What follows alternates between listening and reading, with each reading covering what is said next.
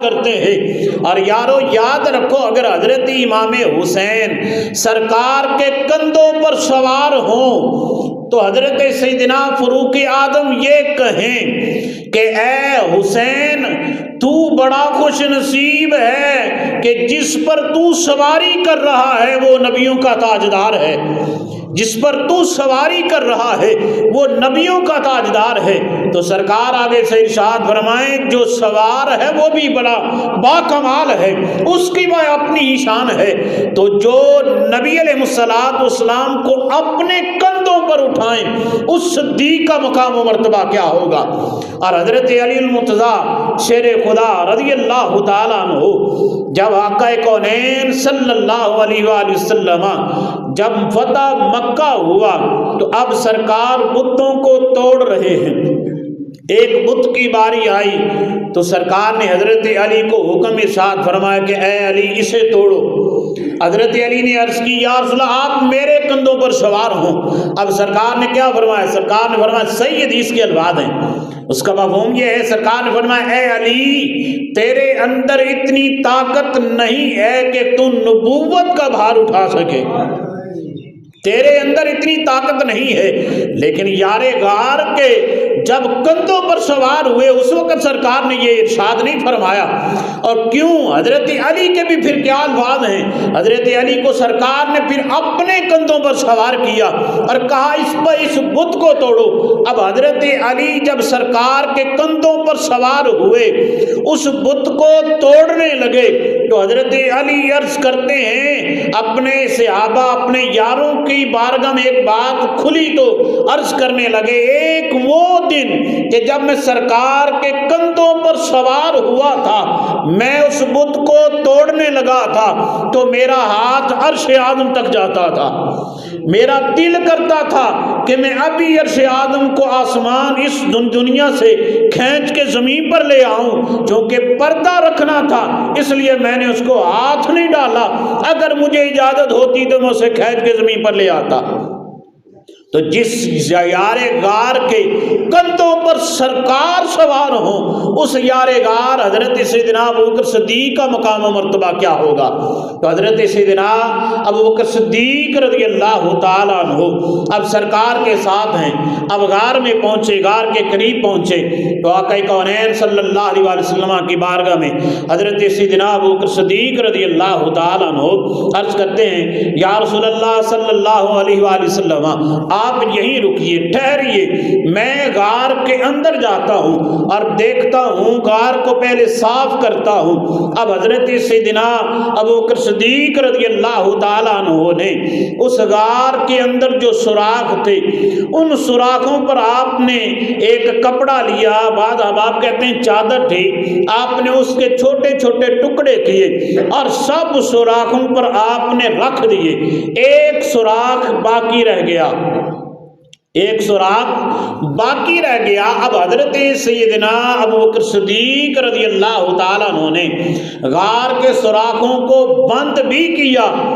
اور پھر یاد رکھیں حضرت سیدنا ابوبکر صدیق نے غار کے سوراخوں کو بند کیا ہے تو سرکار نے ہر اس دروازے کو ہی بند فرما دیا ہے جس سے حضرت سیدنا ابوبکر صدیق اور خلفائے اربعہ پر حملہ ہونا تھا، سرکار نے ہر اس دروازے کو بند فرمایا اور ساتھ ساتھ سرکار نے ارشاد بھی فرمایا۔ اب کیا لوگ کیا کہتے ہیں حضرت علی کی شان بڑی ہے، بے شک حضرت علی کی شان بلند و بالا ہے، وہ ہمارے سر کا تاج ہیں، لیکن حضرت علی کا اپنا بھی فرمان ہے۔ حضرت علی سے جب کسی نے پوچھا آپ مسجد قباء کوفہ کے منبر پر بیٹھ کے خطبہ جمعۃ المبارک ارشاد فرما رہے ہیں، کسی پوچھنے والے نے پوچھا کہ اے علی بتائیے تو صحیح سب صحابہ میں سب سے زیادہ بہادر کون تھا؟ تو حضرت علی المرتضیٰ شیر خدا رضی اللہ تعالی عنہ آپ اسے ارشاد فرماتے ہیں ہم صحابہ میں نبی کے یاروں میں سب سے جو بہادر شخص تھا وہ حضرت سیدنا ابوبکر صدیق رضی اللہ تعالیٰ عنہ ہیں۔ اب پوچھنے والے کے ذہن میں تو خیال یہ تھا کہ شاید کہ حضرت علی اپنا نام لیں گے، لیکن حضرت علی نے فرمایا نہیں نہیں، سب سے زیادہ بہادر حضرت ابوبکر صدیق رضی اللہ تعالیٰ عنہ ہیں۔ اس نے پوچھا کہ آپ نے حضرت ابوبکر صدیق کا نام لیا ہے، حضرت ابوبکر کیسے سب سے بہادر ہیں؟ آپ نے ارشاد فرمایا اے ناداں تجھے پتہ نہیں، ابھی اس وقت سرکار پر کسی نے بھی کلمہ نہیں پڑھا تھا، اسلام میں کوئی بھی داخل نہیں ہوا تھا، جب حضرت ابوبکر کلمہ پڑھ کے دار اسلام میں داخل ہوئے تھے ہر کوئی سرکار کا دشمن تھا، اور جب سرکار نے اعلان نبوت فرمایا میں نے بھی ابھی اس وقت کلمہ نہیں پڑھا تھا، میری ٹانگیں کمزور تھی، میں تھا بچہ ابھی، میرے بازو کمزور تھے، لیکن اس وقت ایک ہی مرد جری جوان تھا جس نے سرکار نے ادھر اعلان نبوت فرمایا، ادھر اس نے فوراً اس اعلان نبوت پر لبیک کہتے ہوئے کلمہ پڑھا اور دار اسلام میں داخل ہو گیا۔ اور جو کافر پھر سرکار پر حملہ کرتا، حضرت ابوبکر ہر ایک کے وار کو اپنے جسم پر لیتے تھے۔ فرمائی یہ بات ہے، حضرت ابوبکر صدیق رضی اللہ تعالیٰ عنہ سب سے پہلے سرکار کے محافظ ہیں، چاہے آپ ختم نبوت کا معاملہ لے لیں، ناموس رسالت کا معاملہ لے لیں، چاہے آپ سیاسی میدان میں سرکار کا ساتھ دیکھیں تو حضرت ابوبکر سرکار کے ساتھ ہر وقت رہے ہیں اور تا دم آخر رہے ہیں۔ آقا کونین صلی اللہ تعالیٰ علیہ وآلہ وسلم، آقا کونین نبی علیہ الصلوۃ والسلام عیدین یعنی بڑی عید اور چھوٹی عید دونوں پر حضرت سیدنا ابوبکر صدیق رضی اللہ تعالیٰ عنہ، حضرت عثمان غنی اور حضرت علی المرتضیٰ شیر خدا رضی اللہ تعالیٰ عنہ کا اسم گرامی لیا کرتے تھے۔ حدیث مبارکہ کے الفاظ ہیں لا یجتمعوا، فرمایا کہ کبھی بھی کسی کے دل میں ان چاروں کی محبت اکٹھی نہیں ہوتی۔ کن چاروں کی؟ فرمایا لا یجتمع منافق ولا اربعۃ حب علی و عثمان ابو بکر و عمر، فرمایا کہ یہ جو چاروں یار ہیں کبھی بھی کسی منافق کے دل میں ان کی محبت اکٹھی نہیں ہوتی، اگر ہوتی ہے تو صرف اور صرف مومن کے دل میں ان چاروں کی محبت اکٹھی ہوتی ہے۔ اور سرکار یہ حدیث مبارکہ بار بار پڑھا کرتے تھے۔ اور حضرت سیدنا ابوبکر صدیق رضی اللہ تعالیٰ عنہ اب سرکار کے ساتھ ہیں، غار میں ہیں۔ اب سرکار دو جہاں صلی اللہ علیہ وآلہ وسلم کا سر مبارک جو ہے وہ حضرت سیدنا ابوبکر صدیق رضی اللہ تعالیٰ عنہ کی گود مبارک میں ہے۔ اب سر گود میں ہو یوں پڑا ہوا تو اوپر سے بیٹھا جو ہے جس کی گود میں ہے وہ دیکھے تو اس کا سر، اس کا چہرہ یوں ہی اس کے چہرے پر آئے گا، نظر یوں پڑے گی۔ حضرت سیدنا ابوبکر صدیق رضی اللہ تعالیٰ عنہ کی گود میں اب سرکار کا چہرہ ہے، تو سرکار نے حضرت علی ابوبکر صدیق رضی اللہ تعالیٰ عنہ سرکار کے رخ زیبا کو دیکھ رہے ہیں اور سرکار کا رخ زیبا حضرت ابوبکر کی طرف متوجہ ہے۔ اب یہ حال ہے دونوں کا، دیکھنے کا انداز یہ ہے۔ اور سرکار نے حضرت ابوبکر صدیق کو ہی کیوں ساتھ لیا؟ اور سرکار نے اس مقام پر یہ ارشاد بھی فرمایا کہ اللہ رب العالمین نے جو کچھ مجھے عطا فرمایا تھا وہ سارا کا سارا میں نے حضرت ابوبکر کے سینے میں انڈیل دیا ہے۔ جو کچھ اللہ نے مجھے عطا فرمایا تھا وہ سارا کچھ میں نے حضرت ابوبکر کے سینے میں انڈیل دیا ہے، مطلب کہ میں نے ادھر سے ادھر ٹرانسفر فرما دیا ہے۔ اور چاہے سیاسی معاملات ہوں چاہے روحانی معاملات ہوں، میں نے سارا کچھ حضرت ابوبکر کو عطا فرما دیا ہے۔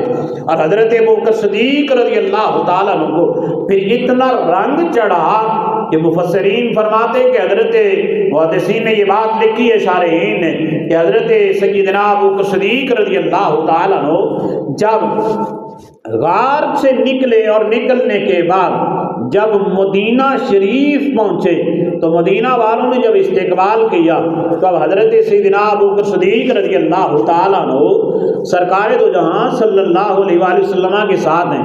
اس حدیث کو امام بخاری نے لکھا ہے کہ سرکار حضرت ابوبکر صدیق اور سرکار ساتھ ساتھ چل رہے۔ اب مدینہ والوں کو مشکل پیش آ گئی کہ اب یہ معلوم نہیں ہو رہا کہ آقا کون ہے اور غلام کون ہے، یعنی 3 دن اور 3 راتیں جب ایک دوسرے کو دیکھتے رہے، رنگ اتنا چڑھا، حسن اتنا آیا کہ کوئی معلوم نہیں کر رہا کہ آقا کون ہے اور غلام کون ہے۔ اب حضرت سیدنا ابوبکر صدیق رضی اللہ تعالی عنہ آپ نے یہ حال دیکھا لوگوں کا تو فوراً سمجھ گئے کہ لوگ مشکل میں پڑ گئے ہیں، سمجھ نہیں آ رہی ان کو کہ آقا کون ہے اور غلام کون ہے۔ کیوں نہ ہو کہ کوئی اور کام کیا جائے۔ آپ کے پاس ایک کپڑا تھا، آپ نے فوراً اس کپڑے کو، اس چادر کو اٹھایا، سرکار کے اوپر سائبان بنایا، سایہ کیا۔ اب لوگوں نے سمجھ لیا کہ جو سایہ کر رہا ہے، جو سائبان ہے، یہ غلام ہے اور جس کے اوپر کیا جا رہا ہے یہ آقا ہے۔ تو سرکار دو جہاں صلی اللہ علیہ وآلہ وسلم سرکار نے حضرت ابوبکر کو یہ شان عطا فرمائی، اور حضرت عمر رضی اللہ تعالی عنہ کے بارے میں بھی ایک بات آتی ہے۔ آئیے اس سے قبل بھی کچھ باتیں عرض کرتے ہیں۔ آقا کونین صلی اللہ علیہ وآلہ وسلم کی رفیقہ حیات حضرت ام المؤمنین حضرت عائشہ صدیقہ رضی اللہ تعالی عنہ سرکار کے پاس بیٹھی ہوئی ہیں۔ سرکار دو جہاں صلی اللہ علیہ وآلہ وسلم کا سر انور حضرت ام المؤمنین حضرت عائشہ صدیقہ محبوب رب العالمین، صدیق باپ کی صدیقہ بیٹی، آپ کے گود مبارک میں حضور کا سر انور ہے۔ اب سرکار کی بارگاہ میں عرض کرتی ہیں، یا رسول اللہ صلی اللہ علیہ وآلہ وسلم، مجھے یہ تو بتائیے، آج چاندنی رات بڑی خوبصورت ہے، کیا آپ کے صحابہ میں کوئی ایسا شخص بھی ہے کہ جس کی نیکیاں اتنی ہو جتنے آسمان پر ستارے ہیں؟ اب سرکار نے، اب ہوتا کوئی دنیا دار تو وہ سوچتا، اور آج لوگ یہ کہتے ہیں نا کہ نبی کے دیوار کے پیچھے کا علم نہیں۔ ارے نبی تو وہ ہے جو بیٹھا زمین پر ہو تو خبر عرش آدم کی ہوتی ہے۔ اس لیے آدم چشتی علیہ الرحمہ نے یہ کہا تھا نا کہ بیٹھا ہے چٹائی پر مگر عرش نشیں ہے، بیٹھا ہے چٹائی پر مگر عرش نشیں ہے۔ اور اعلیٰ حضرت عظیم البرکت علیہ الرحمہ نے تو حد ہی کر دی، فرما کہ فرش والے تیری شوکت کا علم کیا جانے، خسروا عرش پہ اڑتا ہے پھریرا تیرا۔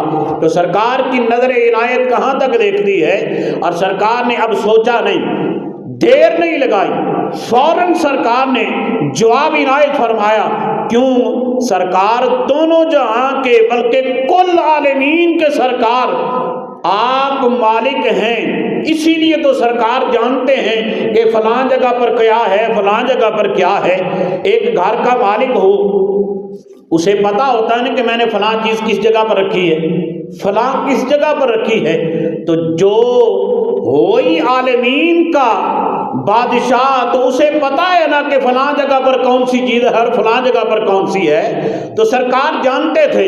حضرت عائشہ نے عرض کی کہ پوچھا کہ سرکار یہ آسمان کے ستارے جتنے ہیں اتنی کسی کی نیکیاں ہیں؟ تو سرکار نے فرمایا ہاں عائشہ، میرے یار عمر کی اتنی نیکیاں ہیں۔ اب حضرت ام المؤمنین حضرت عائشہ صدیقہ رضی اللہ تعالیٰ عنہ آپ سرکار کی بارگاہ میں عرض کرتی ہیں، یا رسول اللہ صلی اللہ علیہ وآلہ وسلم، میرے باپ ابو بکر کی کتنی نیکیاں ہیں؟ سرکار نے فرمایا حضرت ابو بکر کا مقام و مرتبہ جوڑ عمر کے ساتھ ہے ہی کچھ نہیں، عمر تو ابو بکر کے مقابلے میں کچھ بھی نہیں ہے۔ فرمایا کہ ابو بکر کی بس ایک غار والی نیکی جو ہے، وہی نیکی اگر دیکھی جائے تو عمر کی ساری عمر کی نیکیاں وہ بھی ایک پلڑے میں رکھی جائیں تو ابو بکر کی ایک غار والی نیکی اس پر بھی باری آ جائے۔ اور پھر سرکار نے یہ بھی ارشاد فرمایا، سرکار فرماتے ہیں پوری امت کا ایمان ایک پلڑے میں رکھا جائے اور ابو بکر کا ایمان ایک پلڑے میں رکھا جائے تو ابو بکر کا ایمان تب بھی بھاری ہوگا۔ یہ حضرت سیدنا ابو بکر صدیق رضی اللہ تعالی عنہ کی شان و رفعنا لک ذکر ہے، اور اس پر اعلیٰ حضرت عظیم البرکت علیہ الرحمہ کیا ارشاد فرماتے ہیں، فرمایا جنا بنے گی محبان چار یار کی قبر، جنا بنے گی محبان چار یار کی قبر، جو اپنے سینے میں یہ چار باغ لے کے چلے۔ اور پیر وارث شاہ علیہ الرحمہ نے تو کمال ہی کر دیا، فرمایا چارے یار رسول دے ہن گوہر، چارے یار رسول دے ہن گوہر، سب ایک تھی ایک چرندڑے نے، ابو بکر عمر عثمان علی آپ اپنے کنی سہندڑے نے، جنا صدق یقین تحقیق کیتا راہ رب دے سیس بگندڑے نے، ذوق چھڑ کے جنا نے زہد کیتا واہ واہ او رب دے بندڑے نے۔ اور اسی مقام پر آدم چشتی علیہ الرحمہ نے تو حد ہی کر دی، فرمایا چارے یار نبی دے عاشق کوئی دسے نہ چاراں ورگا، نہ اس دھرتی پیدا کیتا کوئی اینا چاراں ورگا، نہ کوئی ہویا نہ کوئی ہوسی اینا جان نثاراں ورگا، آدم شان صدیق کی دساں اکو یار ہزاراں ورگا۔ تو حضرت سیدنا ابو بکر صدیق رضی اللہ تعالی عنہ کا مقام و مرتبہ یہ ہے، اور پھر یہی عقیدہ اہل سنت ہے کہ سرکار دو جہاں صلی اللہ علیہ وآلہ وسلم جب سرکار کا وقت اخیر آیا تو سرکار دو جہاں صلی اللہ علیہ وآلہ وسلم نے یہ ارشاد فرمایا۔ اس حدیث مبارکہ کو حضرت ام المؤمنین حضرت عائشہ صدیقہ رضی اللہ تعالی عنہ آپ روایت کرنے والی ہیں، حضرت ابو ہریرہ رضی اللہ تعالیٰ روایت کرنے والے ہیں، لکھنے والے امام ترمذی علیہ الرحمہ ہیں، امام بخاری نے بھی اس حدیث کو لکھا ہے، امام مسلم نے بھی لکھا ہے، امام نسائی نے بھی لکھا ہے، مستدرک للحاکم کے اندر امام ابو عبداللہ نیسابوری علیہ الرحمہ نے بھی لکھا ہے، اور اس کے علاوہ جملہ محدثین نے اس حدیث مبارکہ کو لکھا ہے کہ آقا کونین صلی اللہ علیہ وسلم کہ جاؤ ابو بکر کو حکم دو کہ وہ مصلی رسول پر کھڑا ہو اور امامت کروائے۔ اب سرکار نے یہ حکم ارشاد فرمایا تو حضرت ام المؤمنین حضرت عائشہ صدیقہ رضی اللہ تعالیٰ عنہا سرکار کی بارگاہ میں عرض گزار ہوتی ہیں، یا رسول اللہ صلی اللہ علیہ وآلہ وسلم آپ حضرت عمر کو ارشاد فرمائیں کہ وہ نماز پڑھائیں۔ سرکار نے دوبارہ پھر یہی کہا کہ ابو بکر کو حکم دو کہ وہ نماز پڑھائے۔ حضرت عائشہ پھر عرض کرتی ہیں، یا رسول اللہ آپ حضرت عمر کو حکم دے کہ وہ نماز پڑھائیں۔ سرکار نے تیسری بار پھر یہی حکم ارشاد فرمایا کہ ابو بکر کو حکم دو کہ وہ نماز پڑھائے۔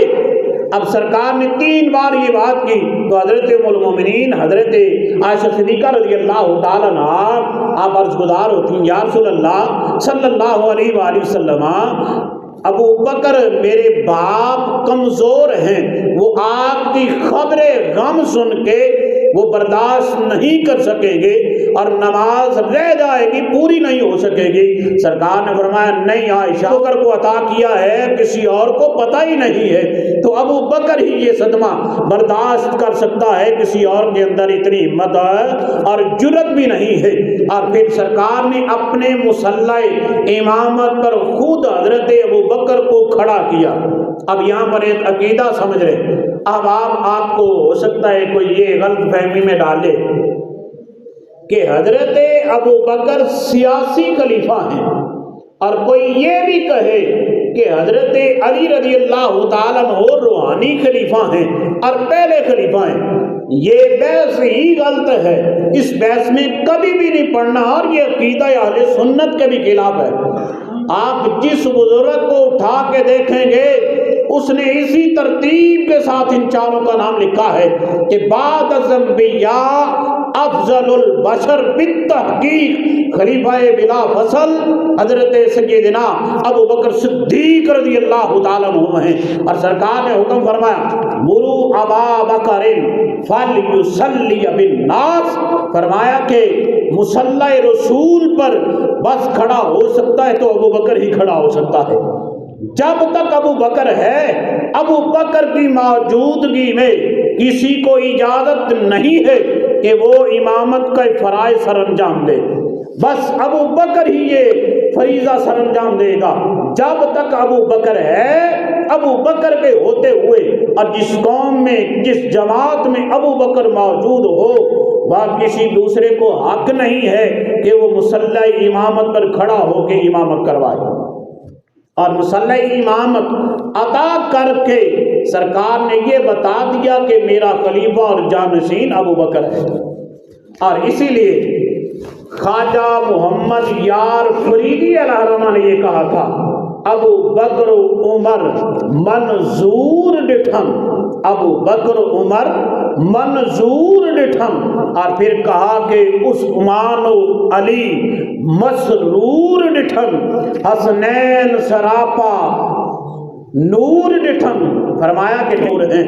تو آقا کونین صلی اللہ علیہ وآلہ وسلم کے ان یاروں کی عظمت کو دیکھیں، شان کو دیکھیں تو کسی وہابی کو نہیں، کسی اور مسلک کے بندے کو نہیں، بلکہ کتاب پڑھیں اپنے امام کی، اپنے جو بزرگ ہیں ان کی کتاب پڑھیں، ان سے عقیدہ لیں کہ ہمارا عقیدہ ہے کیا۔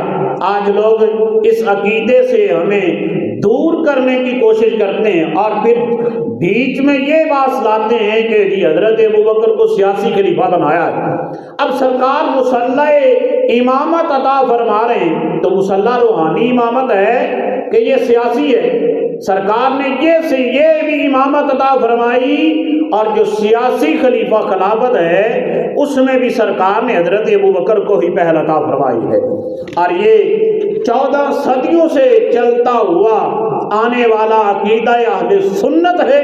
امام ربانی مجدد الفسانی علیہ الرحمہ نے بھی یہی ترتیب لکھی ہے، اور اسی ترتیب سے آپ نے عقیدہ بیان فرمایا ہے کہ سب انبیاء کرام کے بعد جو افضل ترین شخصیت ہے وہ حضرت سیدنا ابوبکر صدیق رضی اللہ تعالیٰ عنہ کی ذات والا صفات ہے، اور پھر ان کے بعد حضرت فاروق اعظم ہیں۔ یہی ترتیب اعلیٰ حضرت عظیم البرکت علیہ الرحمہ نے لکھی ہے۔ اور امام بخاری کی بخاری شریف پڑھیں، اس کے اندر سب سے پہلے مناقب حضرت ابوبکر کے ہی بیان ہوئے، پھر حضرت عمر کے، پھر حضرت عثمان کے، پھر حضرت علی کے، پھر حضرت سعد بن ابی وقاص کے، اور حضرت عبداللہ زبیر کے، دیگر صحابہ عشرہ مبشرہ جو ہیں ان سب کی اسی ترتیب کے ساتھ مناقب بیان فرمائے گئے ہیں۔ آپ مسلم شریف اٹھا لیں، ترمذی شریف اٹھائیں، نسائی اٹھائیں، ابو داؤد شریف اٹھائیں، ابن ماجہ اٹھائیں، جو بھی حدیث کی کتاب اٹھائیں گے اس میں یہی ترتیب ملے گی۔ بس آخری بات کر کے بات کو ختم کرتے وقت ہو چکا ہے، تو یہ عقیدہ بھی دل نشین رہے۔ ہو سکتا ہے کوئی بندہ یہ لفظ بول لے 12 امام اور 14 معصوم، یہ بات ذہن نشین رہے، وہ بندہ ہم اس کو اب کیا کہیں، اس کی عقل کا ہی ماتم کیا جا سکتا ہے۔ کسی بزرگ نے بھی یہ نہیں لکھا، بس اگر کوئی معصوم ہے پوری کائنات میں تو وہ 2 ہی ہستیاں ہیں، نبی ہیں یا فرشتے ہیں۔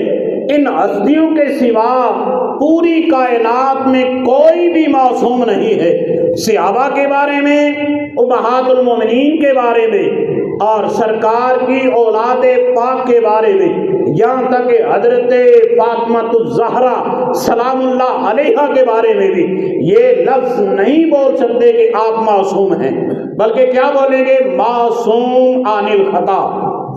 یہ لفظ آپ کو عقائد حقہ اہل سنت پر جینے مرنے کی توفیق عطا فرمائے۔